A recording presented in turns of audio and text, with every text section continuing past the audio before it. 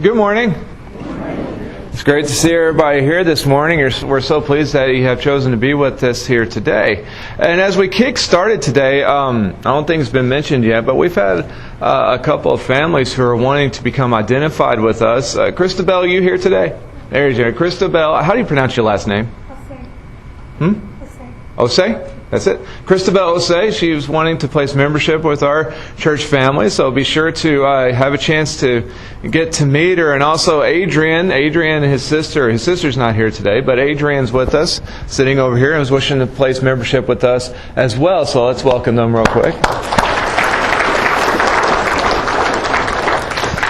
And also another sideline, Jason mentioned it earlier, we have some small jobs that need to be done up here during the week and on the weekends sometime, baptistry attendant, things like nursery, helping out with Bible hour, helping out with the communion prep, just these little jobs. And sometimes we get tempted thinking, well, it's a job that's not glamorous or it doesn't seem that big or that important. It is important. And it does help. And like the old saying says, many hands make light work. And these are things that we need help with. And sometimes it's kind of feast or famine. A lot of people sign up or nobody signs up. And when nobody signs up, we kind of scratch around and say, okay, we need help with getting some stuff done. So there's a list on the back on the bulletin board with various ways in which people can help out. And go back there and look. And you might say, well, I've never done anything like that before. Groovy. We have people here who have, and we can point you in the right direction if you need help, or if you need some guidance, or you need some assistance. But please, lend a hand. Help us out. And because it's important. On the surface, it might not seem like a big deal, but it is important. And it is helping out. And it's serving our church family. It's serving God. It's important. So please give a chance to check that out and give us a hand. When I was in middle school, I went to a magnet school, which I don't know if you are familiar with that term down here. DISD was so big that you had schools in all parts of Dallas, and some schools would specialize in some ways. I went to a career developmental middle school in North Dallas, but I lived in Southeast Dallas. Outside, and the school I went to was outside my district, which means I had to apply, and my grades had to be of a certain level to be able to go to a school outside of my home district. Which I and several people that I knew was able to go to this school. We went to Longfellow, and so that meant that every morning we had to take a 45-minute to an hour bus ride, depending on traffic, to get to school every morning. So, this is before, iPads and smartphones and everything. Like I've talked about before, some people rocked the beeper at that particular time, but you couldn't do much on a beeper. And so we're kind of left to our own devices on those 45-minute to hour road trips going and coming back. So you know what that meant? If you're a parent of sons, we started making fun of each other. What else are you going to do? And so we would have the insult wars, but it would turn really serious once somebody invoked the name of Mom. Your mama. Then it got real. You didn't even have to wait to hear the rest of the insult. It got real. Because you know what? Like I've talked about before, the place I grew up was not the safest place in the world. And there was a bunch of really hardened people back where I come from that didn't care about a whole lot. But one thing that they did care about was the name of Mom. Thou shalt not use thy mom's name in vain. And all of a sudden, these kids who didn't care about a whole lot, did not have the happiest of home life, all of a sudden they were ready to go to war over the misuse of the name of Mom. Do we feel that way about God's name? There's the title of the sermon, what's in a name. I thought of invoking Shakespeare. But the original title of the sermon today was going to be OMG. I was just curious how much trouble I would have gotten into for that one. But that's kind of the point. People use the name of God flippantly every day. Every single day. Several times a day. We just throw out God's name like it's common. Or we shorten it to OMG or something like it, and we think we're being cute. Goodness sakes, there's a band in popular music right now that's called OMG. If they're still around, But that's kind of the point. It's become so flippant and so common. We don't even pause anymore to think about what we're doing to the name of God. But if someone insults our wives, if someone insults our mothers, if someone invokes the name of some relative in some bad way, we're raising up our shirt sleeves ready to go to war. But if someone invokes the name of God in an inappropriate manner, whatever.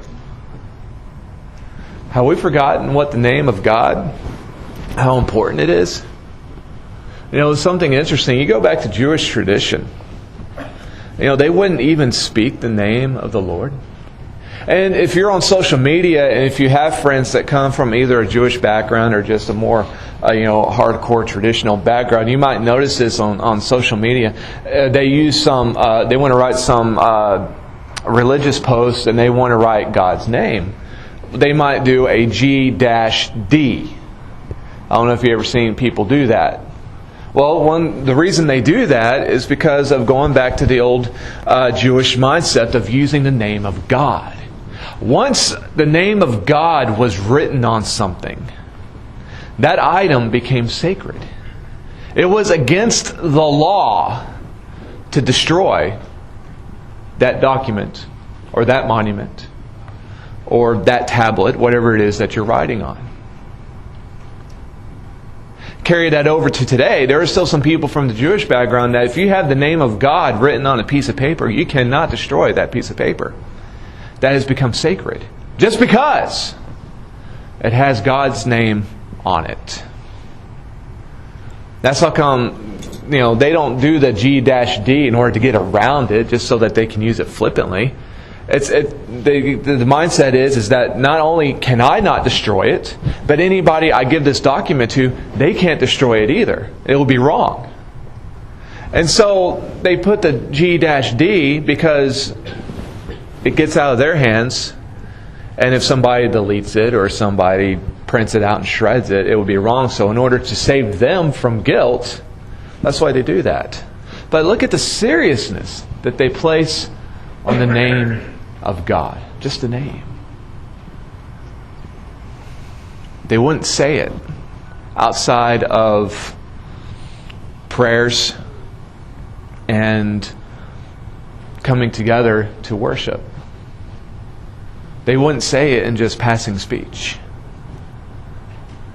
When it was written, an item became sacred. And after a period of time, if they had to replace something that had the name of God in it, there was a special place in the Jewish community in which they would take these items and bury it in a holy place. Just because it had the name of God. Do we take the name of God that seriously today? No. No, we don't. And we've gotten to a period of time where even Christians use the name of the Lord flippantly, without much care and much thought. And if the name of God is not that important to us, those of us who have dedicated ourselves to following God, why should it mean anything to those who are around us? A few weeks ago when we kicked off the study, I put a thing on the church Facebook page, and it was Ron Pearson, a Christian comic, and he was doing the thing of, I'll give you $50 if you can quote the Ten Commandments. And he was talking to this woman. This was at a Christian marriage conference. And so he's talking to this woman. The woman says, "Oh, Lord." And she said, "Well, you just broke one of the 10 Commandments." Again, it's so easy, and it's become so common. We don't even think about it.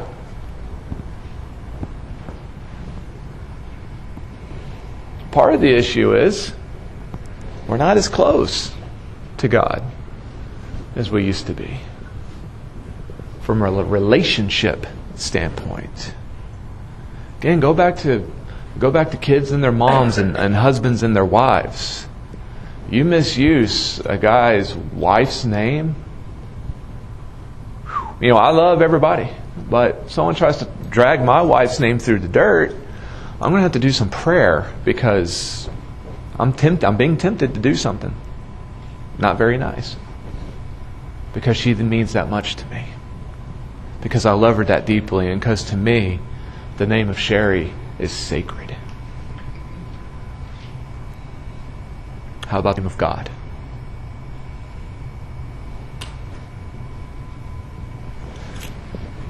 The commandment says, "Do not misuse the name of God." And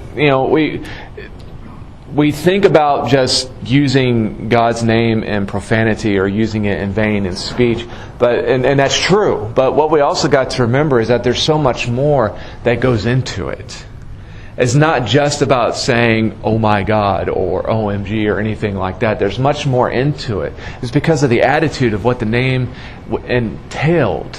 When God came to Moses at the burning bush to send Moses on his mission to go and free Israel, first thing Moses wanted to know was, who am I to say sent me? In other words, what's your name?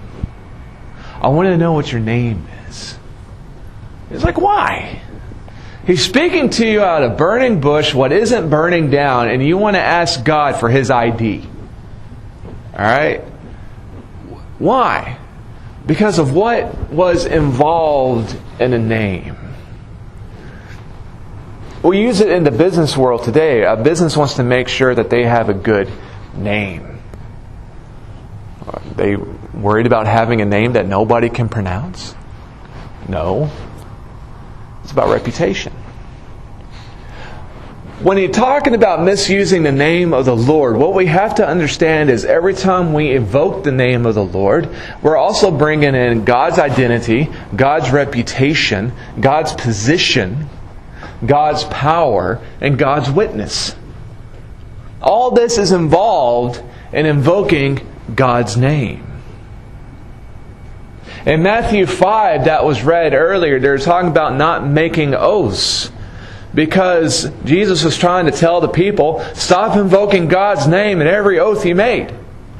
There was a group of Jews called the Essenes, and they used to have a saying because they believed in not making oaths and dragging God's name into it, because they had this saying that I thought was very good. They said, if the only way people take you as being truthful is invoking God's name, then you have some other issues. And I thought that made me flash back to a time when I was coaching gymnastics, and I was working with some high school cheerleaders, that are a little bit more tall and heavier than the little ones that we usually work with, and so they get a little intimidated when we're saying, "Okay, now jump backwards," and I will hold you, guide you. And I'm a big guy, but sometimes you would get these girls who would get all nervous and say, "Well, I don't know if you can hold me." I can hold you, all right. But this girl comes up to me and she says, "I'm really scared." I said, "That is okay.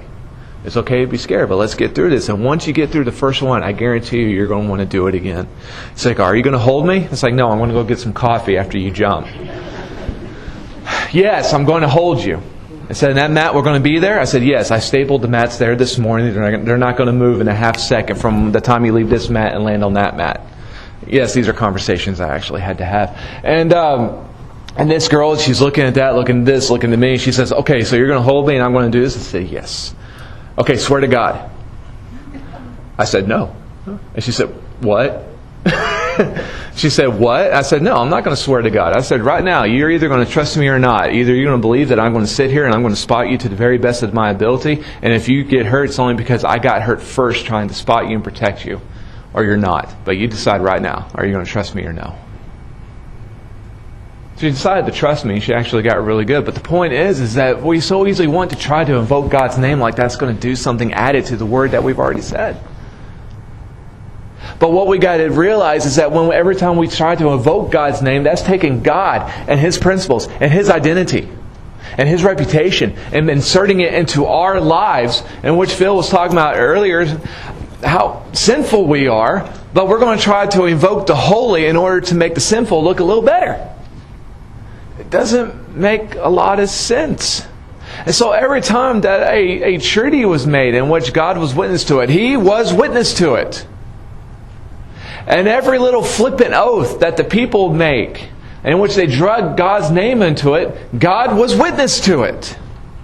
And every time that an oath was broken after God's name was driven into it, God was witness to it.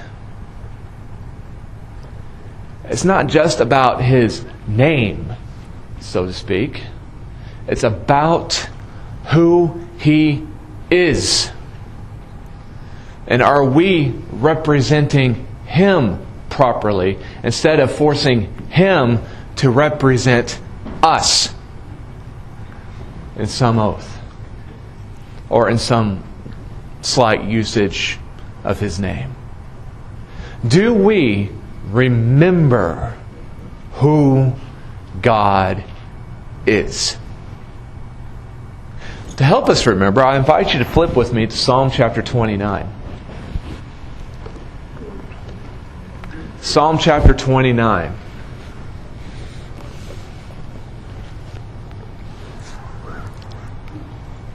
And listen to the way in which David describes God.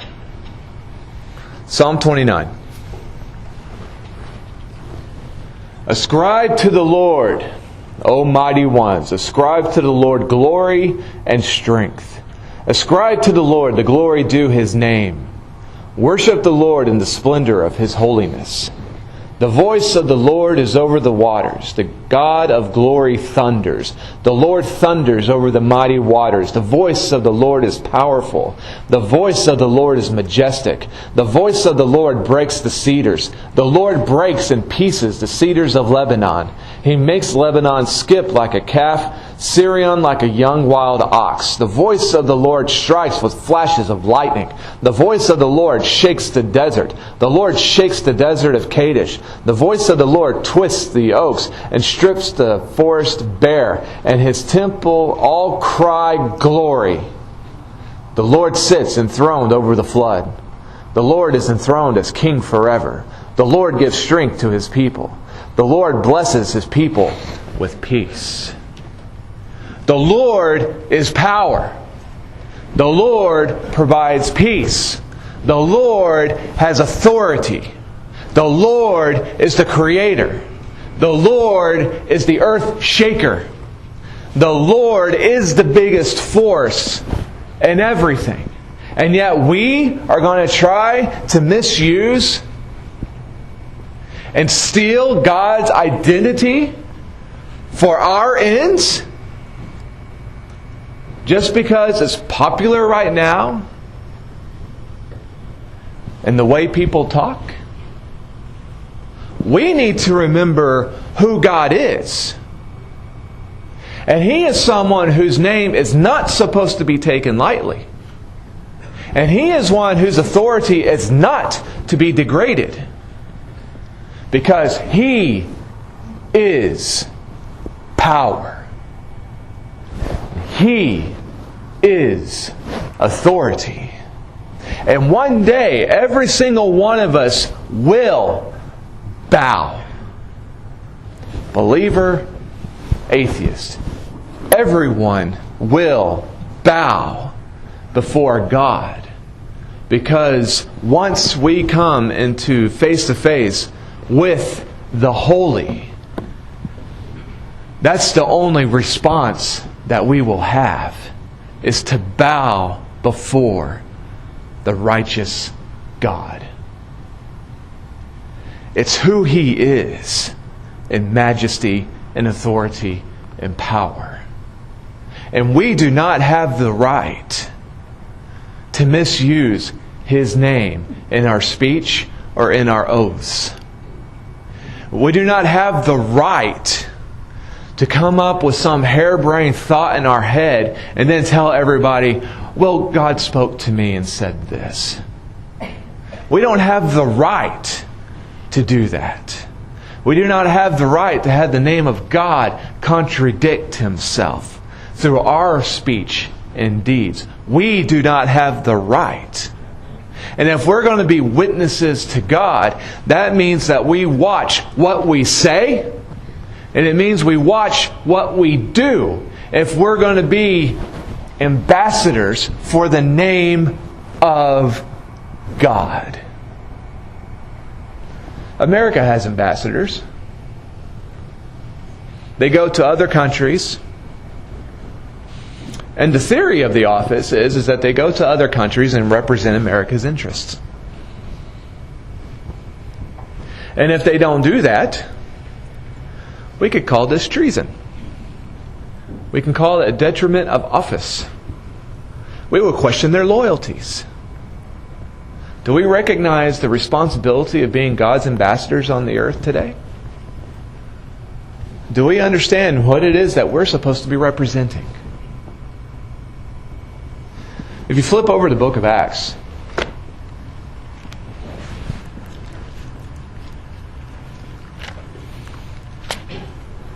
I hope I don't kill your appetites. We're going to Acts 12. Some of you who know Acts 12 might say, oh, here we go. Acts 12. There was a guy named Herod who was part of the family of Herods that you read about in the Gospels and also the book of Acts. And in the New Testament period, you had Rome that was in charge of Israel. Right? And there was a thing about being in charge of Israel. You had to watch yourself. Now, the Romans didn't always understand that. You know, the whole world is God's. But Israel was the promised land for His people. And, you know, they really had to, you know, the Jews, they had to follow what God said. And so if you're going to be the leader of the Jews, what that was supposed to mean is that you're God worshiper number one. The Romans didn't always understand this. And unfortunately, Herod crossed the line. Now, this ties into not just what we're talking about today about misusing the name of the Lord, but this also talks about idolatry, and this also talks about having no other gods before God. You know, the first three commandments that we have been talking about with. And so I invite you to go to Acts chapter 12, and in back part of verse 19 it says this: Then Herod went from Judea to Caesarea and stayed there a while. He had been quarreling with the people of Tyre and Sidon. They now joined together and sought an audience with him. Having secured the report of Blastus, a trusted personal servant of the king, they asked for peace because they depended on the king's country for their food supply. On the appointed day, Herod, wearing his royal robe, sat on his throne and delivered a public address to the people. They shouted, "This is the voice of a God, not a man." Now, we've heard a lot of political speeches over the past several months, maybe close to the year. Have you ever heard a speech in which you say, "My goodness, that is a voice of God"? Right. No, we haven't. So, you know, Herod must have really cut loose that day. But, well, look at what it says immediately in verse 23. Immediately, because Herod did not give praise to God, an angel of the Lord struck him down, and he was eaten by worms and died. Yum. But the word of God continued to increase and spread. When Barnabas and Saul had finished their mission, they returned from Jerusalem, taking with them John, also called Mark.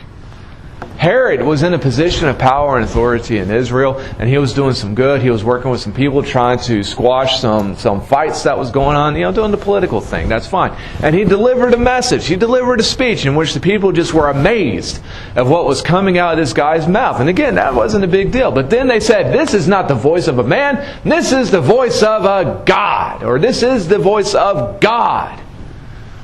And Herod said, or thought to himself, "That's good."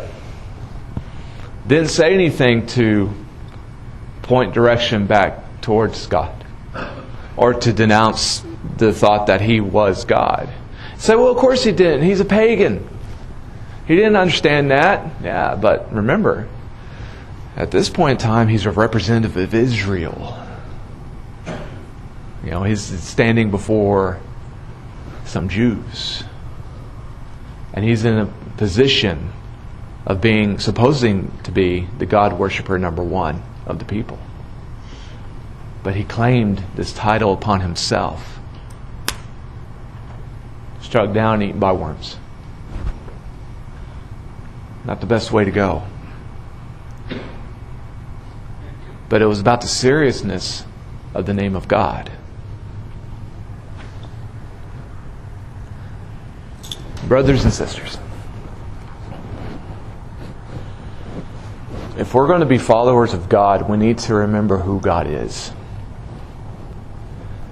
And if we're going to be followers of God, we need to remember how serious His name is. And that His name includes His identity, His reputation, His power, His authority. And it is not meant to be used lightly. The name of God is supposed to be used in honor of God. The name of God is supposed to be a wellspring, a good thing, of bringing people to come and know God. And if we're looking around and wondering why not everybody seems to care about God these days, we have to ask ourselves, how seriously do we take God's name? How much honor do we give it?